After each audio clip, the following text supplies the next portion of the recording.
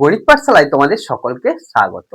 আজকে পঞ্চম শ্রেণীর আমার গণিতে পাতা ৪৫-এর ৪-এর দাগের অঙ্কগুলো করব। ৪-এর দাগের কয়ে দেয়া আছে ৪৮০ সেকেন্ড সমান কত মিনিট জিজ্ঞেস করেছে। আচ্ছা, তার আগে আমরা জেনে নেব যে ১ মিনিট সমান কত সেকেন্ড? ৬০ সেকেন্ড। এটা জানবো এবং ১ ঘন্টা পরে লাগবে, তাই এটা জেনে নিলাম।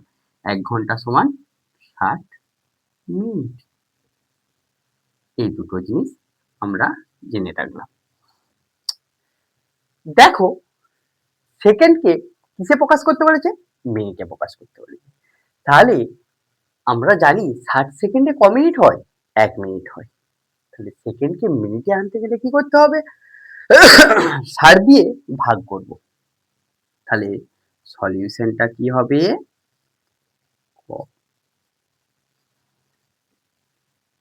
৪৮০ সেকেন্ড।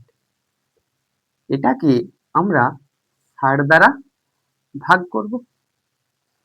তাহলে যেটা ভাগফল আসবে সেটা কিসে আসবে?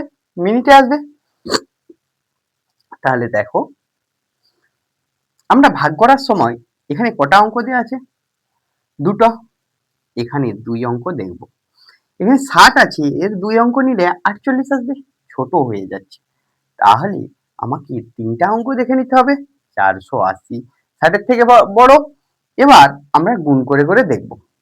আমরা যদি ৮ দিয়ে গুণ করি ৬০-কে, ৮ × ৬ = ৪৮। তাহলে ০ হয়ে গেল, ভাগ আমাদের মিলে গেল। তাহলে যেটা ভাগফল আসে সেটা কি হয়? মিনিট। আমরা এখান থেকে কি বলতে পারি? ৪৮০ সেকেন্ড সমান ৮ মিনিট। এটা আমরা বলতে পারি। এবার ক্ষয়ের দাগের অঙ্কটা করব। দেখো, ক্ষয়ের দাগের অঙ্কতেও একই রকম দেয়া আছে। ৫২০ সেকেন্ড সমান কত মিনিট কত সেকেন্ড। এখানে শুধু অ্যাড করা আছে কত সেকেন্ড। যদি আমাদের এখানে ভাগশেষ থাকতো তাহলে সেটা সেকেন্ডে হতো। এখানে তাহলে ৫২০-কে আমরা কত দিয়ে ভাগ করব? এটা মিনিট, এটা কি আছে? সেকেন্ড আছে। কি আছে? সেকেন্ড। ৫২০ সেকেন্ডকে আমরা ৬০ দ্বারা ভাগ করব। আচ্ছা, দেখো ২ অঙ্কের সংখ্যা হলে ৬০, এখানে কত? ৫২। এটা বড় হয়ে যাচ্ছে, তাহলে আমাদের ৩ অঙ্কের সংখ্যা নিতে হবে। তাহলে আমরা যদি গুণ করে করে দেখি, ৬০-কে ২, ৩, ৪, ৫, ৬, ৭, ৮, ৯ দ্বারা গুণ করলে ৬-৯ = ৫৪, তার পিঠে একটা শূন্য বসে যাবে, ৫৪০ হয়ে যাবে। তাহলে আমরা ৮ দ্বারা যে গুণটা হবে সেটা লিখব। সেটা কত হচ্ছে? ৪৮০। তাহলে এবার বিয়োগ করো, ০,৪। তাহলে এটা কি হবে? মিনিট। আর নিচে যেটা আসছে সেটা কি হবে? সেকেন্ড। তাহলে আমরা দেখলাম ৫২০ সেকেন্ড সমান ৮ মিনিট ৪০ সেকেন্ড। ৮ মিনিট কত সেকেন্ড আসছে? ৪০ সেকেন্ড আসছে। আমরা এভাবে সমাধান করব। ঠিক গয়ের অঙ্কটাও দেওয়া আছে ৭৭০ মিনিট সমান কত ঘন্টা কত মিনিট। তাহলে আমরা ১ মিনিট সমান যেমন ৬০ সেকেন্ড দেখেছিলাম, ১ ঘন্টা সমান কত মিনিট? ৬০ মিনিট। তাহলে এখানে ৭৭০ মিনিট সমান কত ঘন্টা? ৬০ দ্বারাই ভাগ করব। তাহলে আমরা আসো অঙ্কটা সলিউশন করি। আমাদের কত অঙ্কটা? গয়ের অঙ্কটা। গয়ের অঙ্কতে যেটা দেয়া আছে আমরা একবার লিখে নিই। ৭৭০ মিনিট। এখানে আমরা ভাগ করব কত দ্বারা? ৬০ দ্বারা। দেখো, ৬০, এখানে ২ অঙ্ক ৬০, এখানে কত? ৭৭। তাহলে ১ লিখলাম, বিয়োগ করো 7, 1, 0। এবার 60 দ্বারা ভাগ করো, 2 লিখতে হবে। 2 দ্বারা 60 কে গুণ করলে 120 হবে, 3 দ্বারা গুণ করলে বেশি হয়ে যেত, 120 বিয়োগ করো 50। যে ভাগশেষটা থাকবে সেটা কিসে আসবে? মিনিট। আর ভাগফলটা এখানে কি আসবে? ঘন্টা। তাহলে 770 মিনিট সমান আসছে 12 ঘন্টা 50 মিনিট। এইভাবে আমরা সমাধান করব। এবার আমাদের ঘয়ের অঙ্ক দেখব।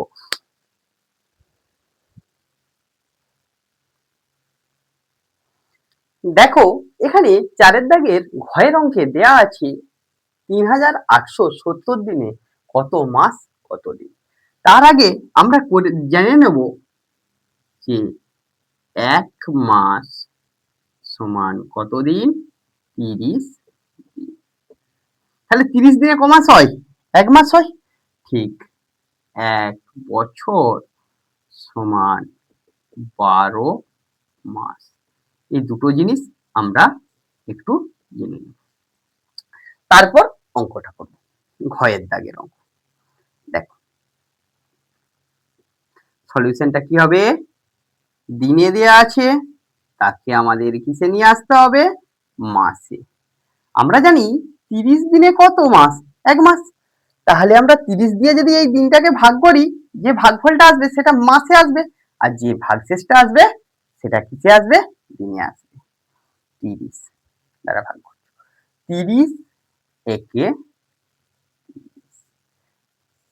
8, 7। একটা সংখ্যা নামালাম মূল সংখ্যা থেকে, 30 2 60। এখানে বিয়োগ করলে 7 আসছে, 2 আসছে। 30 থেকে দেখো তোমাদের ভাগটা ঠিক হচ্ছে না হয়নি বুঝবে কি করে? যখন ভাগ করবে ভাগশেষ যেটা আসবে, যা দ্বারা ভাগ করছো মানে ভাজকের থেকে ছোট আসছে কিনা তোমাদেরকে দেখতে হবে। দেখো 27 আসছে, 30 থেকে ছোট, তাহলে 0 নামলো মূল সংখ্যা থেকে, 3 9 27 হয়ে থাকে, আর একটা 0 পিছিয়ে এসে বসে গেল, তাহলে 0। তাহলে আমরা লিখতে পারবো কি 3870 দিন সমান 129 মাস 0। ভাগশেষ 0 এসেছে, এটা কিসে আসলো? মাস। এবার ভাগ করব। ঘয়ের পর উয়ার অঙ্কতে, উয়ার অঙ্কতে একই রকম দেয়া আছে একটা সংখ্যা 5228। খুব বড় সংখ্যা, এটাতে কি দেয়া আছে? দিন। কি দেয়া আছে? আমরা 30 দ্বারা ভাগ করি। দেখো 30 52 থেকে ছোট, তাহলে ভাগ করলে কি আসবে? 1 30। ভাগশেষ কত? 22, এই 2 নামলো, 7 3 7 21 210। এখানে কত আসলো? 12। বিয়োগ করতে পারো তো, এভাবে বিয়োগ করে নেবে। 0 নামলো, তাহলে 3 4 12 100। এখানে ভাগশেষ 0 হয়ে গেল, কিন্তু মূল সংখ্যা থেকে 8 নামলো। তাহলে মূল সংখ্যা থেকে নামছে মানে একটা 0 খাওয়াবো, তাহলে এটা আসবে কিসে? মাস। আর এটা কি আসবে? দিন। তাহলে আমরা লিখব কি? অতএব 52,208 দিন সমান 1740 মাস 8 দিন। এভাবে আমরা সমাধানটা করে নেব। তাহলে ঘ উয়া হলো ঘয়ের অঙ্ক আর উয়ার অঙ্ক। এবার চয়ের অঙ্কটা করব। চয়ের অঙ্কটা দেখো দেয়া আছে কি 472 মাস সমান কত বছর কত কত বছর কত মাস। তাহলে এখানে চয়ের অঙ্কতে দেখো আমরা বলে রেখেছিলাম কি 1 বছর সমান কত মাস? 12 মাস। 1 বছর সমান কত মাস বলে রেখেছিলাম? 12 মাস। তাহলে মাসকে বছরে আনতে গেলে কত দ্বারা ভাগ করব? 12 দ্বারা। তাহলে লিখে নাও 472 মাস। তাকে আমরা যদি 12 দ্বারা ভাগ করি, 3 12 36।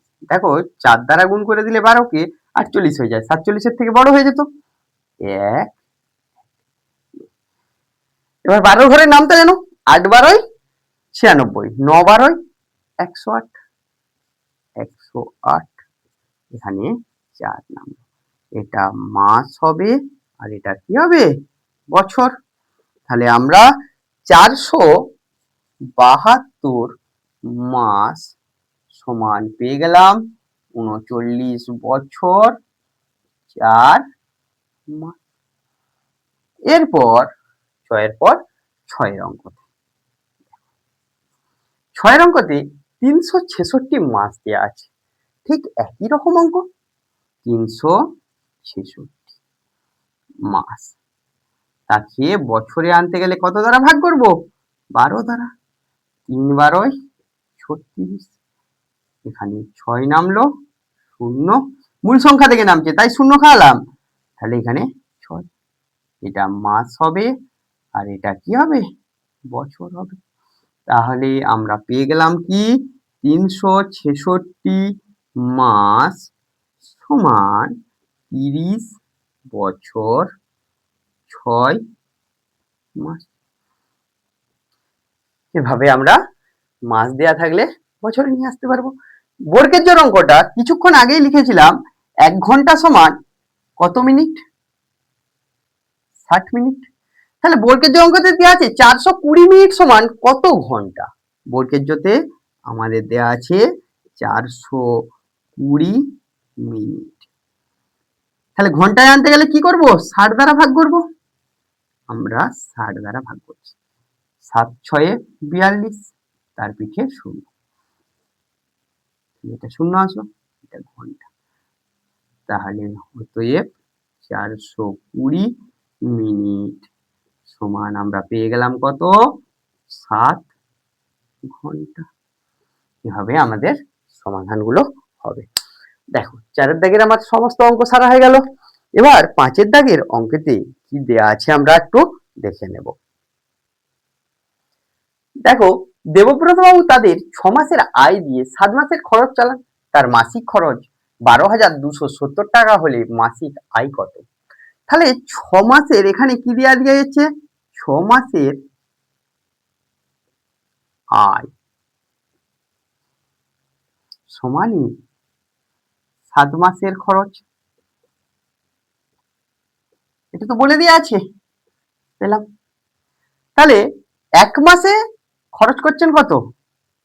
1 মাসের খরচ 12,270 টাকা। তাহলে তিনি 7 মাসে কত খরচ করবেন? 7 মাসে খরচ সমান 12,270 গুণিত 7 টাকা। তোমরা গুণটা এখানে করে নাও। 12,270 গুণিত 7, 0 9 7 14 আর 4 18, 14 15 8। তাহলে কত হচ্ছে? 85,890। এটারই অর্থ কি? 6 মাসের আয়। তাহলে অতএব 6 মাসের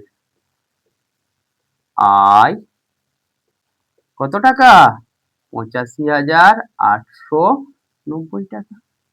তাহলে 1 মাসের আয় বার করতে হবে। তাহলে 1 মাসের আয় বার করতে গেলে কি করব? ভাগ করব, ভাজিত 6। এই ভাগটা আমরা করে নিয়ে এসে বসাবো। এখানে ভাগটা করে নিই।